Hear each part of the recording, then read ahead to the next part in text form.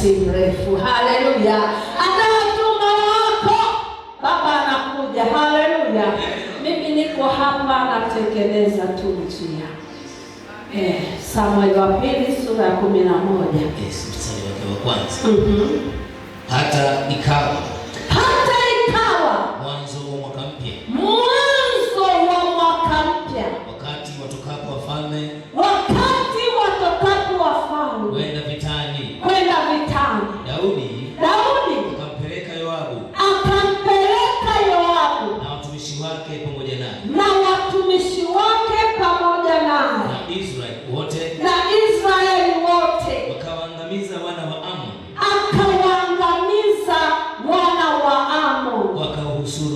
Wakauhusuru Raba. Anza tena. Hata ikawa mwanzo wa mwaka mpya. Nisikilize. Ilikuwa ni mwanzo wa mwaka mpya. Wakati watokapo wafalme kwenda vitani. Huo wakati wa mwanzo wa mwaka mpya ndipo wakati ambapo wafalme wote huwa wanatoka kwenda vitani. Daudi, nisikilize. Huo wakati wa mwanzo wa mwaka mpya wafalme huwa wanatoka kwenda vitani.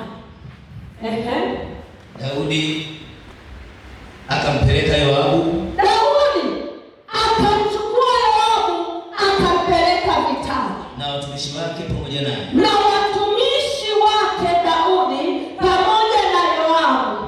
Na Israeli wote.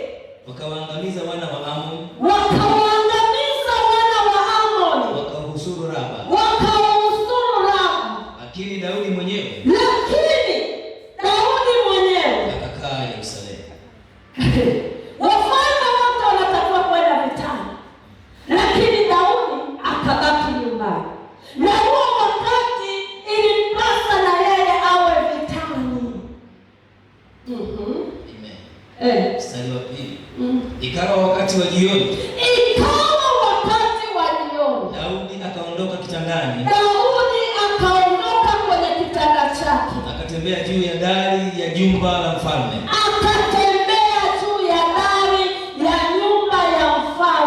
Na alipokuwa juu ya dari. Aliona mwanamke anaoga. Haleluya. Amen. Alitakiwa vitani, lakini cha ajabu alibaki nyumbani. Kuna wakati Mungu anatutaka tuwe mahali fulani, lakini sisi tunatoka kwenye kusudi, tunafanya mapenzi yetu. Ukitoka kwenye kusudi la Mungu, andika kusudi la Mungu. Haleluya. Ukitoka kwenye kusudi la Mungu, lazima kusudi la shetani lichukue nafasi. Kwa sababu huo wakati Daudi alijua alitakiwa awe vitani. Kilichomkalisha nyumbani ni nini? Haleluya. Na huo wakati kila mfalme alikuwa anaujua kwamba ni lazima wakapambane. Haleluya. Amelala kitandani. Ghafla akaamka kitandani, akapanda juu darini, akawa anatembea. Leo tunaita ghorofa. Haleluya. Wakati anatembea, anachungulia, anaona mwanamke anaoga. Naye huyo mwanamke alikuwa mzuri sana. Haleluya. Kwa nini yule mwanamke akuwa mbaya? Kwa nini awe mzuri wakati huu? Shetani huwa anatuundia mambo, huwa anatuletea vile vitu ambavyo vitutoe kwenye kusudi au mpango wa Mungu. Siku zote Daudi alikuwepo, siku zote alikuwa anatembea juu ya ule ua wake, hakuona hayo mambo. Lakini siku hii baada ya kukataa kusudi la Mungu, anaona mwanamke anaoga, na ule mwanamke ni mzuri sana. Wa kupendeza macho. Naye Daudi akapeleka akauliza habari za yule mwanamke. Akapeleka watu kuuliza juu ya habari ya yule mwanamke. Sasa waza jinsi ambavyo Daudi alipata shida kwa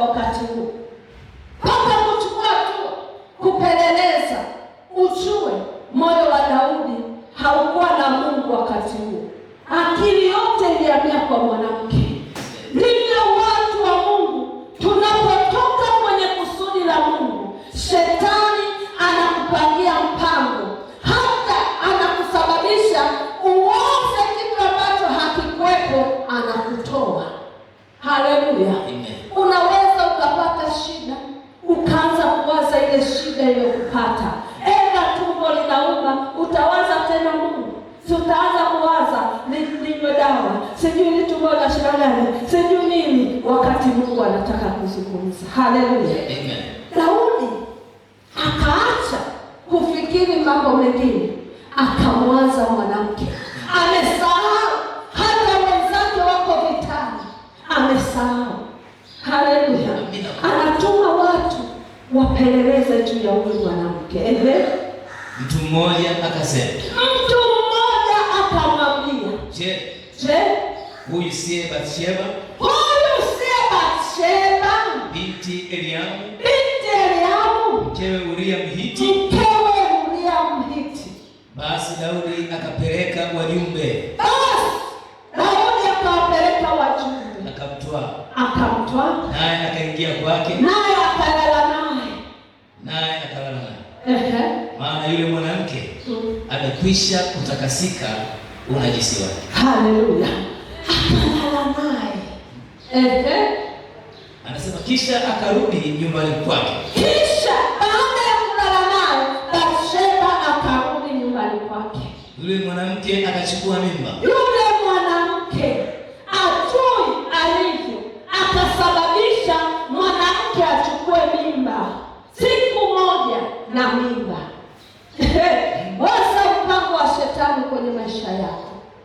Ni vizuri ukiwa katika mpango wa Mungu, ukiwa katika kusudi la Mungu, ukiwa katika muda wa Mungu kwenye maisha yako, adui hawezi kupata nafasi. Tunatoka nje ya kusudi, ndio maana adui anapata nafasi. Mara nyingi tunamwacha Mungu mbali, ndio maana shetani anaweza kutuhubiria. Haleluya. Biblia inasema mwanamke akapata mimba. Basi akapeleka na kumwambia Daudi. Akasema ni mjamzito. Haleluya. Amen. Sasa waza, Daudi aliposikia huyu mwanamke ni mjamzito, kuna kuwaza tena watu waliokuwa nao aliowapeleka vitani. Ndivyo hata ndani ya kanisa, hata watumishi wa Mungu wengi wanapoliacha kusudi la Mungu na kuangalia mambo yao wenyewe, huwa tunatoka nje ya mpango wa Mungu. Haleluya. Ndio unakuta mtu unawaza vitu vingi sana na kuiona dunia kama bado inakutafuta, bado hujafanikiwa, bado hujafika level ambao unaitaka wewe, wakati Mungu kuna mahali alishakubariki, wakati Mungu kuna mahali alishakuketisha mahali pa juu. Ni wakati wa kuangalia kusudi la Mungu. Haleluya. Mambo yetu yasichukue nafasi sana, tumpe Mungu nafasi. Haleluya. Sasa Daudi amesahau kama kuna watu wako kwenye madhabahu usiku wa leo wanaomba kwa ajili yake. Wako watu mahali wanapambana kwa ajili ya taifa lake. Akaanza kuacha wale watu, anaanza kuangalia mambo yake. Haleluya. Hiyo ikaleta laana hata katika kizazi chake. Hiyo ikaleta laana, roho ya uzinifu ikaingia katika nyumba ya Daudi. Haleluya. Ukisoma utaona kwamba Daudi baada tu ya kuzini na Bathsheba na kumuua yule Mhiti Uria, kitu cha tofauti kilibadilika kwenye maisha ya Daudi. Haleluya. Kwa sababu baada ya kugundua mwanamke ana mimba, kitu Daudi alifanya, akamwita Mhiti kutoka vitani, akaanza kumbembeleza arudi nyumbani ili akalale na mkewe, ili ile mimba ijulikane ni yake. Uria anamwamini Mungu 100%. Anaamini neno la mfalme ni sheria na ni taratibu. Alipenda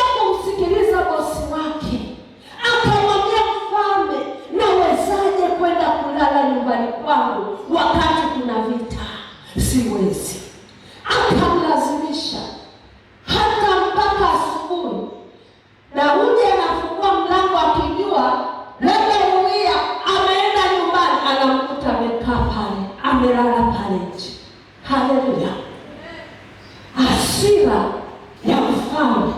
Huyu sasa hajaenda nyumbani kulala, tayari mimba ile itajulikana kwamba ni ya nani, kwa sababu tarehe zinajulikana. Na yule akirudi nyumbani, ina maana atamkuta mke wake labda mjamzito, na vita havijulikani vitatumia miezi mingapi. Ikabidi Daudi atumie akili ya kishetani kama shetani alivyompa maelekezo abaki. Haleluya! Akaanza kuwaza jinsi gani anaweza kumzuru Eza afe kabisa ili kufuta ushahidi. Hivyo unagundua kwamba kuna vitu, hizi dhambi tunazozitenda kwenye maisha yetu ni hukumu kubwa sana. Tumeua watu wengi sana kwa sababu ya hizi vitu vya hila nyuma yake. Haleluya! Tumeua kwa sababu mimi nikihisi tu labda fulani anatoka na mume wangu, si hasira, unatamani kumuua yule mtu. Ni vile tu kuna kitu kana kuzuia. Haleluya! Lakini kungekuwa hakuna zuio kwako, ungeua. Ndivyo tunavyotembea na hukumu. Lakini ashukuriwe Mwenyezi Mungu aliyetuachilia hii nafasi, akasema hasira yako ikiwepo usilale hata mpaka asubuhi kabla hujaiondoa. Mungu anajua kwamba mwanadamu ni mwanadamu tu, hana mfano wote, hawezi kugeuzwa wala kubadilishwa. Lakini asipokuwa na Roho Mtakatifu, lazima dhambi iko mlangoni, inakuotea na itakushinda. Haleluya! Anatuonya Mungu, anamwambia Kaini, dhambi iko mlangoni, inakuotea, yakupasa uishinde. Haleluya! Lakini akawa Kaini. Kumbe kuna wakati tukiyajua maandiko yanatusaidia sisi kutuepusha na hizi dhambi zinazotuzinga kwa upesi. Amen. Lazima tuzigundue hizi hila. Kwa hiyo Daudi anapanga mbinu. Soma hapo kidogo, maana na muda mchache. Sema Daudi akamwambia Uria, haya shuka nyumbani kwako, kana miguu yako basi. Uria akatoka katika nyumba ya mfalme na tunu ya vyakula ikimfuata iliyotoka kwa mfalme. Lakini Uria akalala mlangoni pa nyumba ya mfalme pamoja na watumishi wote. Haleluya! Msemaji, umeelewa? Yaani mfalme Daudi, ile vitu vikaja vingi, na hisi hata Uria mwenyewe alishangaa, kwani mfalme amepatwa na nini leo? Siku zote tunaenda vitani, lakini haya yote hajafanya. Rushwa! Haleluya! Rushwa ya ngono. Kumbe mambo yako tu kwenye neno, mama Penda. Haleluya! Vitu vingi, tunu zinamfuata mzee Uria. Akasema hapana, vitu viende, lakini mimi niko mlangoni kwa mfalme, siendi. Haleluya! Kusudi la Mungu lazima litimie. Neno linatufundisha kila siku, haya maisha tunayoyaishi bila Mungu, bila Yesu ni bure. Haleluya! Tunatamani tumtafute Mungu kwa bidii, tumuone Mungu akitenda, akifanya haya yote, atatuepusha nayo. Watu walipomwambia Daudi ya kwamba Uria hakushuka nyumbani kwake, Daudi akamwambia Uria, je, hukutoka safari? Mbona hukushuka nyumbani kwako? Naye Uria akamwambia Daudi, sanduku na Israeli na Yuda wanakaa vibandani na bwana wangu Yoabu na watumishi wa bwana wangu wamepiga kambi waziwazi uwandani, nami niende nyumbani kwangu kula na kunywa na kulala na mke wangu uishi na kama roho yako iishivyo, mimi sitafanya hivyo unavyotaka wewe. Siwezi kwenda nyumbani, sanduku la Bwana liko nje. Haleluya! Huyo ndio mtu aliyejua utaratibu wa kuja mbele za Bwana. wake. Natamani kanisa lingekuwa lina utii mbinguni, tungeenda. Haleluya! Kanisa lingekuwa na utii, watu wasingeanza nyunyunyu mpaka kuondoa watu kwenye kanisa. Kanisa likiwa na utii, watu watanyenyekea, hata Mungu ataonekana, hata Mungu atatufungashia tunu zitangulie nyumbani mwetu, kwa sababu tuna utii. Haleluya! Hatutasubiri kuelekezwa, ndani tu tayari tunajua formula kwamba yatupasa kuwepo nyumbani mwa Bwana tangu kengele inapolia saa moja. Yatupasa kuwa nyumbani mwa Bwana wakati wa maombi, tushiriki pamoja. Hatutahangaika kwa sababu ya utii. Mhiti alikuwa mtii, anasema kama Bwana wangu aishivyo, siwezi kufanya jambo kama hili. Nikalale na mke wangu, nikale chakula na kuoga wakati Bwana wangu mfalme, sanduku la Bwana liko nje, siwezi. Natamani Mungu atupe uongozi. Amen. Haleluya. Basi Daudi akamwambia Uria, ngoja hapa leo tena na kesho nitakuacha kwenda zako. Haleluya. Lakini labda akimwacha na leo tena, labda atawaza achomoke aende nyumbani mara moja. Kumbe jamaa Mungu aliona. Haleluya. Basi Uria akakaa Yerusalemu siku ile na siku ya pili yake. Naye Daudi akamwalika, akala akanywa mbele yake, naye akamlevya. Hata wakati wa jioni akatoka kwenda kulala kitandani mwake pamoja na watumishi wa bwana wake, lakini hakushuka nyumbani kwake. Haleluya. Pamoja na kumpa kilevi, jamaa amekataa. Haleluya. Maana Daudi ametafuta mbinu zote, maana ana akili. Akampa na vinywaji, akalewa kabisa, baba wa watu. Amna dhahabu wala kiu ya kwenda kwake, Mungu amefunga. Haleluya.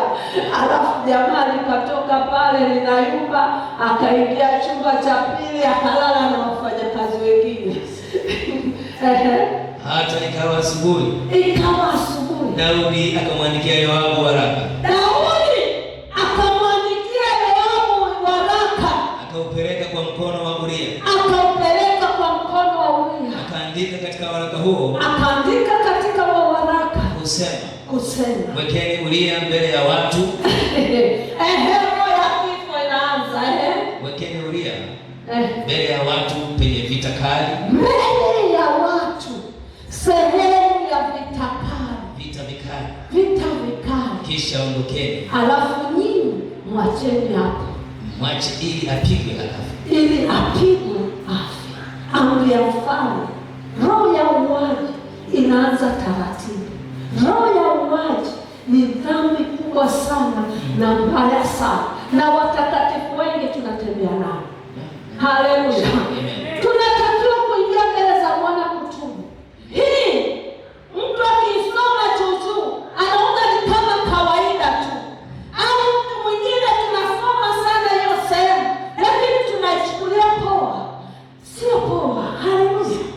Anawaambia watu wake, mpelekeni mbele ili auawe. Kwa nini? Kwa sababu hakurudi kwake, ili ile mimba ashikishwe yeye. Haleluya.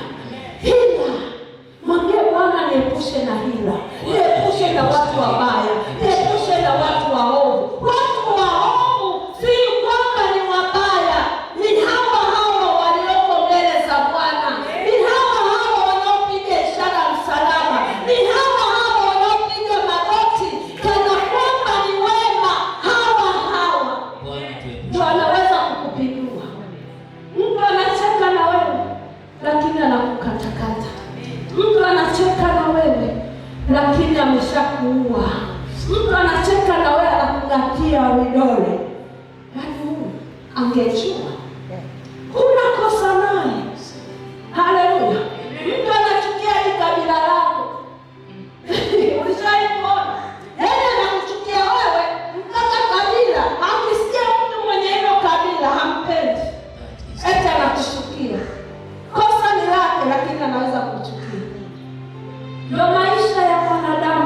hapa.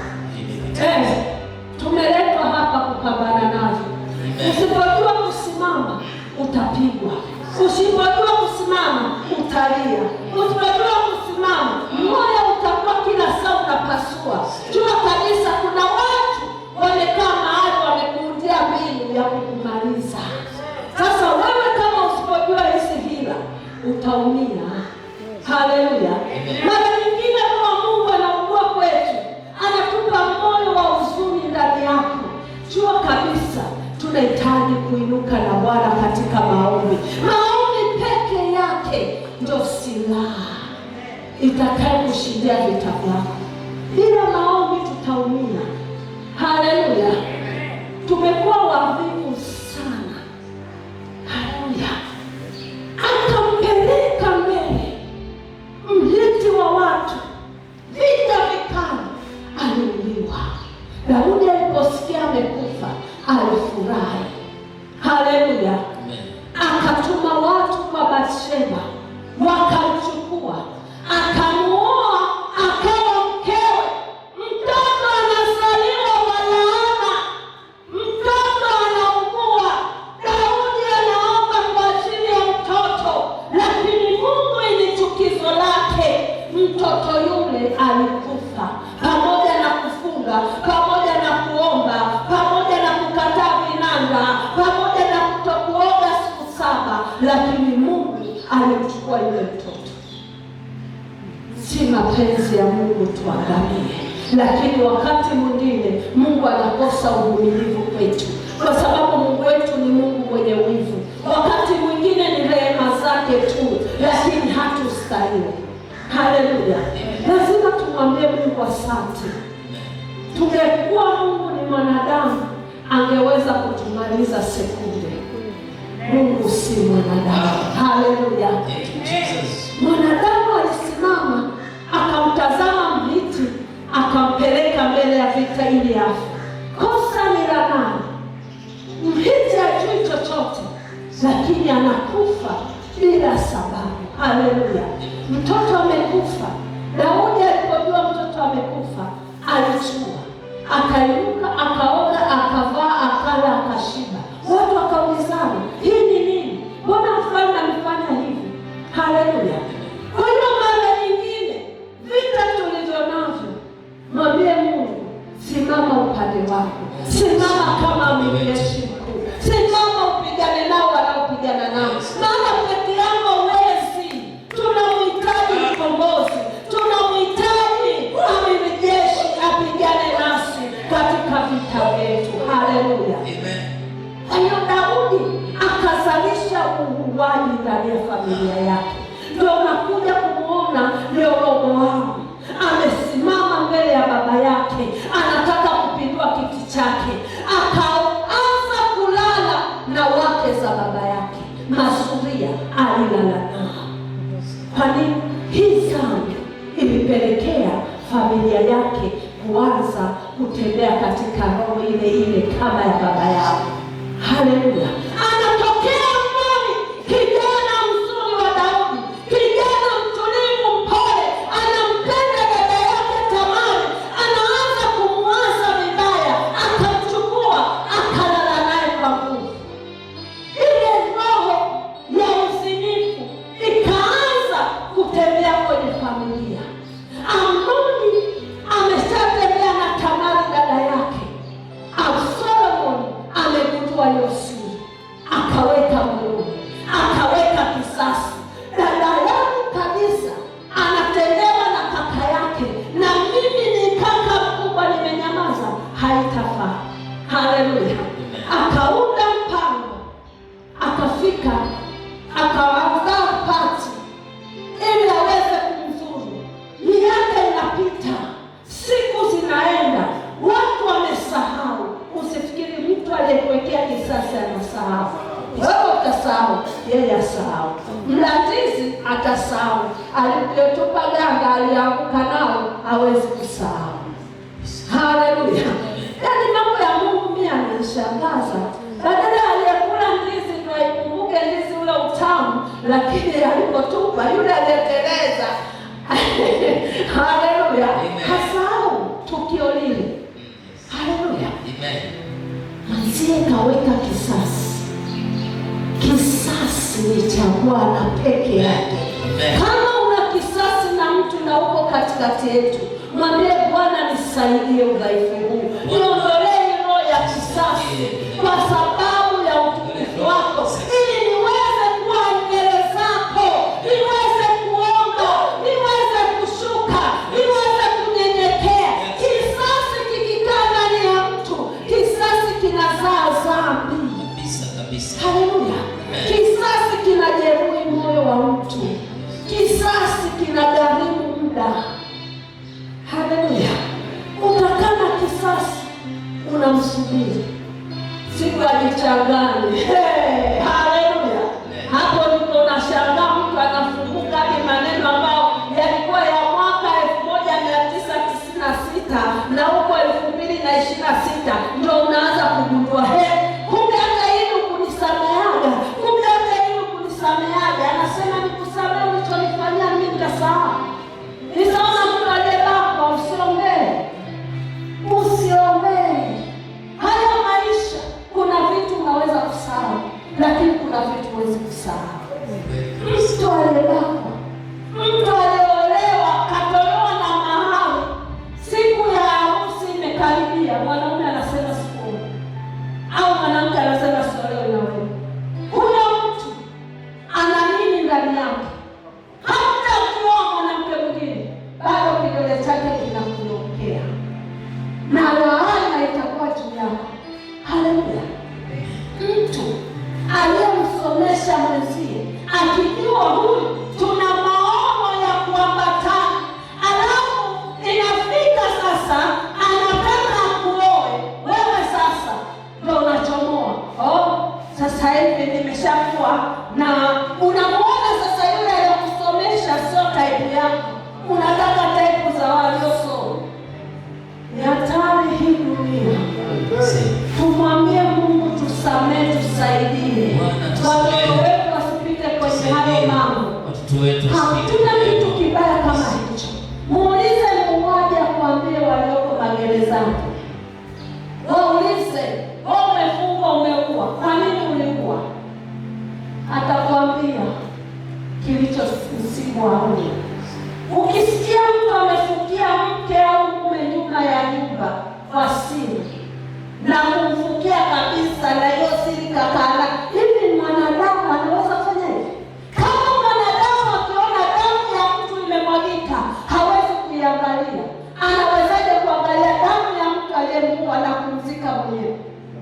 Ujue mtu huyo amevaa roho gani?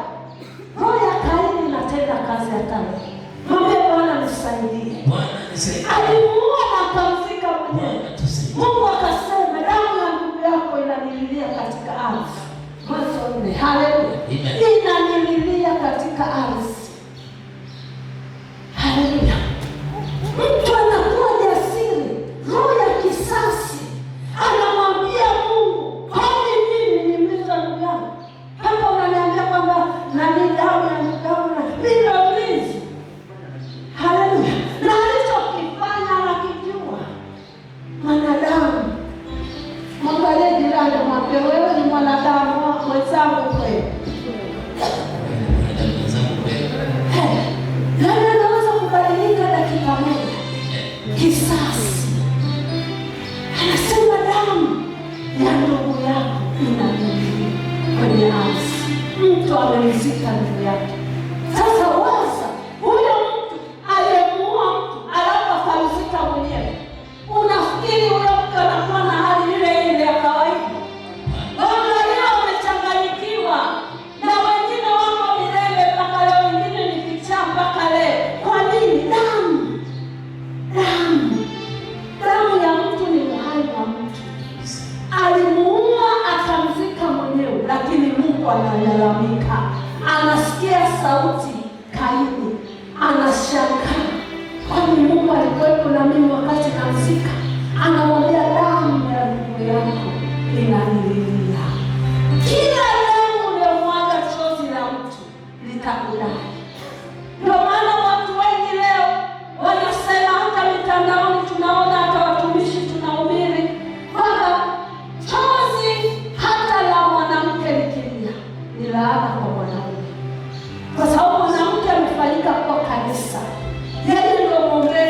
maisha ya mwanaume. Ni vizuri sana tulinde, tusiumize watu.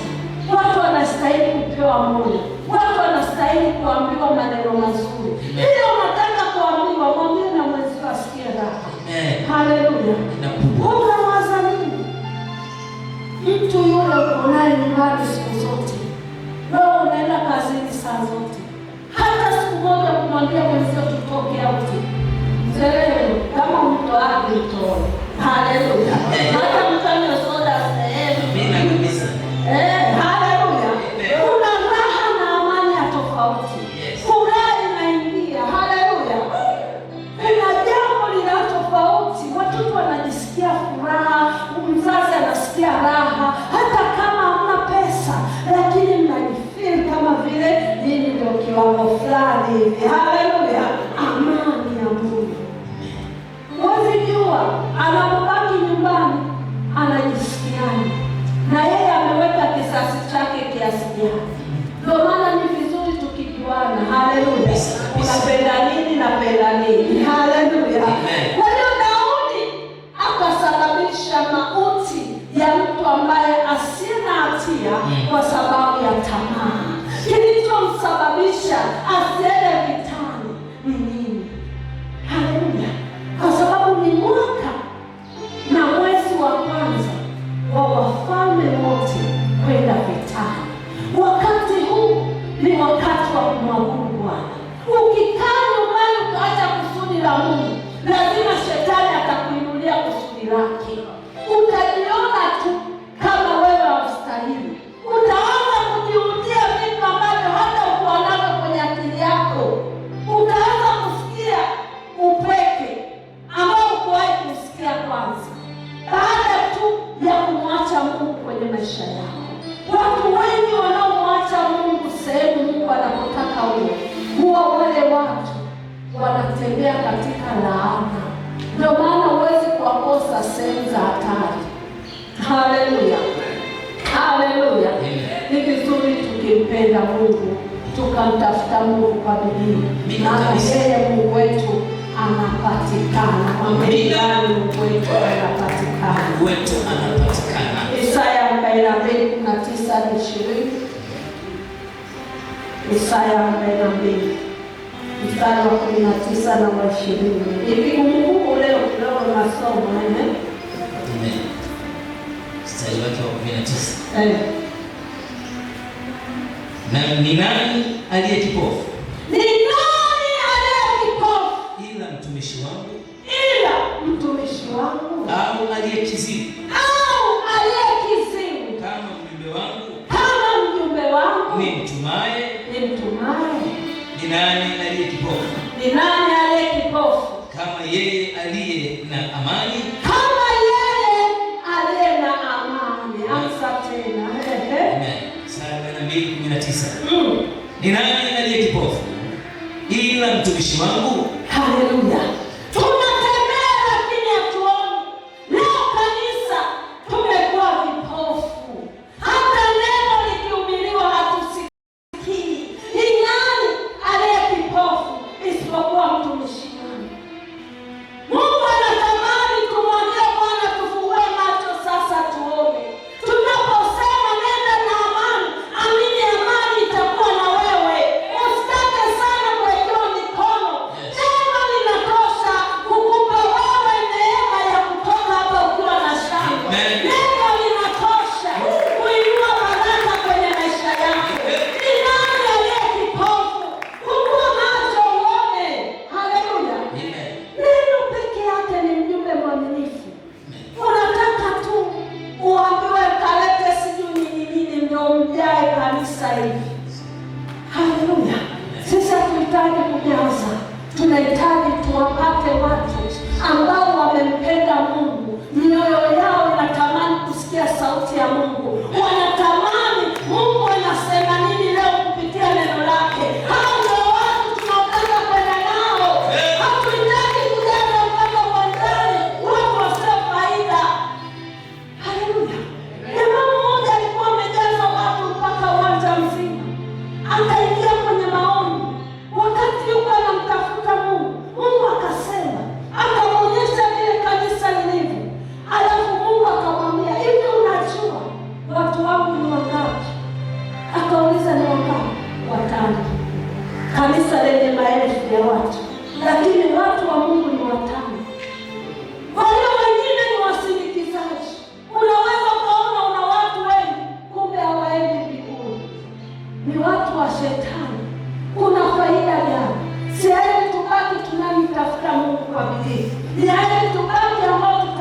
kulisikia neno lake, maana kondoo wanaisikia sauti ya mchungaji. Ni heri tubaki na watu ambao wataisikia sauti zinazotoka kwenye madhabahu kuliko kubaki na watu ambao wanasubiri matukio ndio waanze kukimbia, ndio waanze kuongozana, ndio waanze kumtafuta Mungu. Bwana Yesu asifiwe.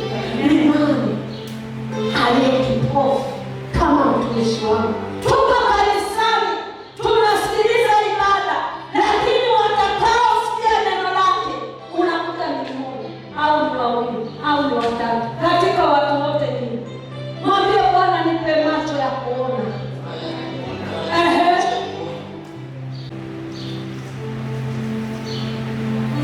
Sema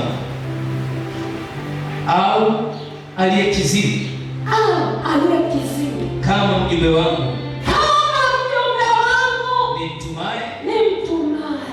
Tumetumwa lakini ni viziwi, hatusikii, hatufuati maelekezo. Tunaoelekezwa tunafuata mambo yetu, kwamba hawa watu waliokuja kwa Bwana, jinsi gani nipate pesa kwao kwa ajili ya kula wiki nzima. Ndicho tulichoitiwa leo. Watu wengi ndio hivyo wanatumika kwenye madhabahu. Mungu anachukia. Tafuta Mungu mahali Mungu anapatikana. Sio kila kanisa unaloenda lina Mungu. Sio kila madhabahu unaokanyaga ni neno la Mungu. Lingine ni neno la Mungu lililogoshiwa. Haleluya. Anasema tamanini maziwa. Haleluya. Sisi tuko hapa tunatamani tutafune tukumezeshe. Haleluya. Na wao ukifika unaliteua nyumbani, unalitafuna, unaliteua, unalirekisha. Haleluya. Hilo ndio neno la Mungu. Unasikia raha kuja ibadani. Sio unakaa ibadani kama vile unasindiliwa mpaka ujimalize. Sadaka zote hizi, una sadaka ya kwanza, ya pili, ya tatu, ya nne, ya tano, ya sita. Sasa hawa watu lini watakomaa? Lini watafanya mambo yao? Lini watamtafuta Mungu kwa mapenzi? Unajua, saa nyingine tunaenda kanisani kumtafuta Mungu atupe mapenzi yake. Huko kanisani unawaza ubarikiwe, nitatoa wapi hela kwa ajili ya sadaka 6? Mwingine anailisha ibada kwa sababu sadaka ni nyingi. Haleluya. Natamani Mungu akutane na mahitaji yetu. Na haya makanisa ndio wamejaa, wako wanatoa sadaka zao, vilema, viwete, vina manunguniko. Nimeambiwa nijimalize, hela nilikuwa nimebaki hiyo, angalia sina nauli, nitaendaje nyumbani? Yaani mtu anapigia simu hadi ndugu ili wamtumie hela akiwa pale apate nauli ya kurudi nyumbani. Haleluya. Mwambie Bwana nisaidie. Bwana nisaidie. Ninakuhitaji. Malizi yako. Nasema ni nani aliye kipofu kama yeye aliye na amani? Na kipofu kama mtumishi wa Bwana? Unaona mambo mengi lakini huyatii moyoni mwako. Unaona mambo mengi lakini hauyatii moyoni mwako. Unaliona fundisho kabisa, hapa Mungu amenizungumzia, hebu nikabadilike. Hatuyatii moyoni, hatuyazingatii, hatufuati maelekezo. Tuko tu kwa sababu tujaze viti, tuko tu ili nionekane. Msema anaweza akafunga duka lake akawa yuko hapa, lakini moyo wake uko dukani. Yaani yuko kwa sababu ni mchungaji, ni lazima awepo ili asije akaambiwa kwamba kwa nini ukuje huko ni kutafuta Mungu. Sisi ukibovu na usiwe, si bora ukae dukani kwako. Haleluya. Huo ni mfano, labda ni kweli au ni mfano. Haleluya. Atajua mwenyewe lakini ndio hivyo. Haleluya. Yuko hapa anawaza, ninaona watu wakisuka wengi, lakini niko hapa ndani, akili yote haisomi. Inasoma marejesho, inasoma Afrika, inasoma nini inaitwa siku asa, inasoma Aushadamu. Akili za watu wengi mbele za Bwana ndivyo zinavyowaza. Ni watumishi vipofu, ni watumishi viziwi. Tuna macho lakini hatuoni. Tumuombe Mungu atusaidie. Mwambie Bwana, simama na mimi. Naomba unisaidie. Naomba uniongoze. Peke yangu siwezi. Natamani niwe na wewe. Haleluya. Leo unapofika mlango wa church, mwambie Bwana, nafunga kurasa za nje, sasa niko mbele zako. Nipe kusikia. Haleluya.